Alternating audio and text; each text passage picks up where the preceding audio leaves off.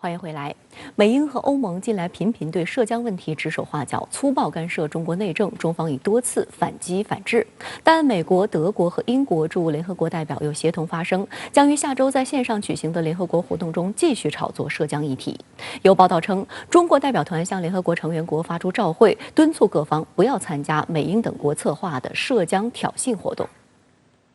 美德英三国驻联合国的代表将于下周三在线上举行的联合国活动上发表讲话，提及所谓新疆人权问题，并讨论如何提供支持。路透社周五消息称，中国向联合国成员国发照会，敦促其不要参加美英等国策划的涉疆挑衅活动。照会是国际交往的书信形式，是对外交涉和礼仪往来的一种重要手段。照会的使用及其内容体现国家的立场，涉及国家关系，必须慎重对待。路透社的报道称，中方在照会中指控这些国家利用人权问题作为政治工具，干涉中国内政，比如涉疆事务，制造分裂和动荡，扰乱中国发展。他们痴迷于挑起与中国的对抗。该份照会指出，挑衅性事件只能导致更多的对抗。外交照会是近代以来各国在处理外交事务中普遍采取的一种方式，是非常正式的。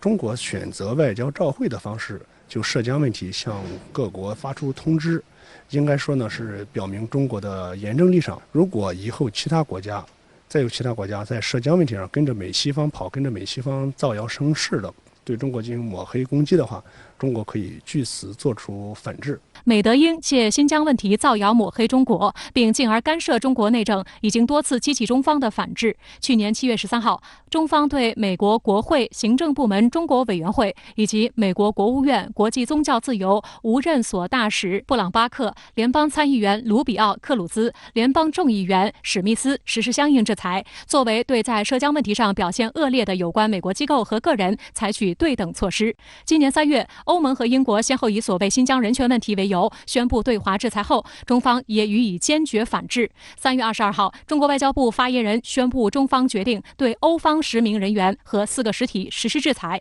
而欧洲国家对涉疆问题的无端干涉近期也很频繁，当中就包括来自德国绿党的欧洲议会议员比蒂科菲尔，他曾多次就涉疆、涉港、涉台问题无端批评中国，并试图阻碍中欧投资协定的推进。另一名被制裁的德国学者郑国恩，则是臭名昭著的反华老面孔，以炮制反华谣言、诽谤中国为生。他的所谓报告毫无信誉和学术价值，学术操守可言。4天后，中方再对恶意传播谎言和虚假信息的英方9名人员和4个实体实施制裁，禁止有关人员及其直系家属入境，冻结其在华财产，禁止其对华交易。深圳卫视记者注意到，中国一直很重视与联合国沟通涉疆议题。联合国秘书长古特雷斯3月接受加拿大广播公司采访时表示，联合国方面正就联合国人权事务高级专员访问新疆事宜与中方进行磋商。中国外交部发言人赵立坚随后就此表示，新疆地区的大门始终是敞开的，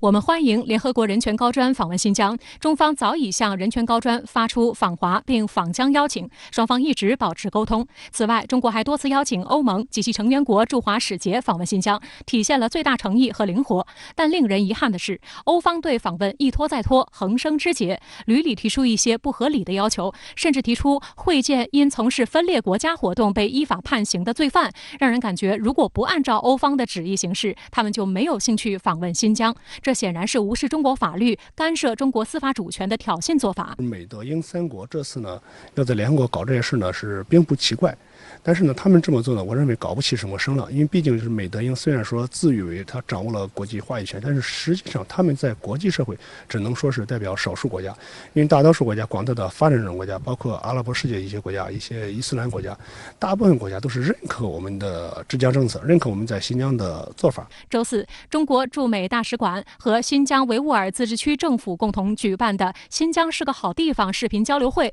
美政府官员、智库学者、商界代表、外媒及在美中方媒体记者共47位在美人士参会。本次交流会通过新疆学者群众的真实讲述，向参会嘉宾展示新疆稳定发展成就，批驳美国等西方反华势力的谬论。值得注意的是，在这次会议举办前，中方本来广泛邀请了美国会议员和助手参加，然而那些平日口口声声关心新疆人权的美国政客却几乎无人出席。央视国际锐评的分析称，他们为什么心口不一？原因很简单，因为他们心里清楚，自己与反华智库勾连炮制的那些涉疆谎言，以及邀请充当反华背景板的群众演员的鼓噪，在中方展示的事实面前不堪一击，不敢面对真相，美国政客干脆玩起了自欺欺人的把戏。新疆维吾尔自治区主席雪克莱提扎克尔在会上表示，美西方反华势力给新疆扣上的帽子，事实上都是他们自己犯过的罪、做过的恶，历史和现实都已记录下了一条条罪状。雪克莱提扎克尔指出，美国才是实施种族灭绝、犯下反人类罪、实施强迫劳动、设立集中营及压迫穆斯林的国家。比如说，美国对印第安人进行了多年的屠杀，然后现在呢，美国的主体民族仍然对少数族裔，包括比如说黑人，然后拉美裔白，然后比如说这个土著，然后进行各种这种种族歧视，就他们想当然的、自然而然的就认为中国政府也会这么做。当然，有可能他们是了解中国政府没有这么做，但是他们是故意刻意给我们中国扣上一种这种所谓的，比如说种族灭绝，比如说强迫劳动这种帽子，故意的来抹黑我们。新疆大学法学院副院长艾尔肯·沙木沙克也在会上揭露了美西方所谓新疆实施种族灭绝毫无法律依据。必须指出，认定种族灭绝罪有非常严格的法律、证据和程序标准，绝不是某些国家、某些组织、某些人的主观意向和信口开河的。美国的一些无良政客为学者罔顾事实和国际法，蓄意扣上种族灭绝的帽子的行为，对于国际法的严重的颠覆和挑衅，是对新疆的各族群众的侮辱。实际上，美西方也有具有良知的学者对美国涉疆荒谬指责进行批评。近日，联合国前高级人权专家、古巴裔美国人扎亚斯和普林斯顿大学国际法名誉教授法尔克联合发表题为《对终极犯罪种族灭绝的反思》的文章称，美对新疆种族灭绝指控毫无依据，是意识形态驱动下最不负责、最恶劣的例子，是鲁莽的地缘政治行动。美国突然关注新疆维吾尔族人的命运，并非出于同情心或保护人权，而是由最功利的地缘政治动机所驱使。文章表示，如果种族屠杀概念提出者拉斐尔·莱姆金得知种族灭绝罪名被用来残酷地宣扬中国恐惧症，他在九泉之下将不得安息。相关话题来连线特约评论员陈斌。陈先生您好。美英德三国拟在联合国主办新疆问题会议，受到中方警告，其他代表团不要参与。那么这三国究竟想干什么？主持人好，从这期外长会到这个联合国的活动呢，美国撺掇西方国家反对中国，挑起新的争端。我们认为呢，这个香港、新疆、这个西藏、台湾等问题呢，是中国的内部事务，无需他国来干预。但是现在呢，美国为了拉起所谓的对华竞争联盟，不惜的破坏国际法，破坏联合国议事日程，这个力图呢，把中国内政呢要国际化，成为凝聚西方势力的抓手。那么更不体面的呢，是所谓的新疆人权问题，根本呢就是用谎言堆积起来的，什么种族清洗，什么强迫劳动，全是编造出来的谣言。这呢是中国威胁论的新的版本，就是没有任何事实为依据，可以呢通过编故事来抹黑中国，污蔑中国。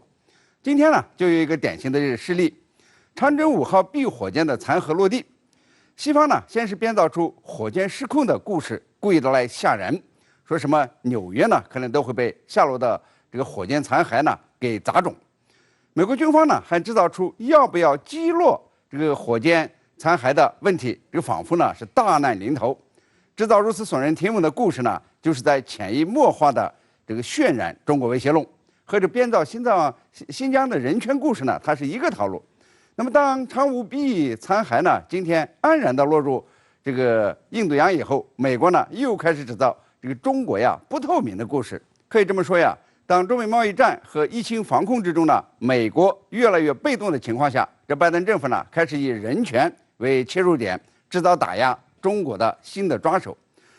人权问题呢，又是最能凝聚西方势力。这个因为呢，它没有成本，这个编造故事就好。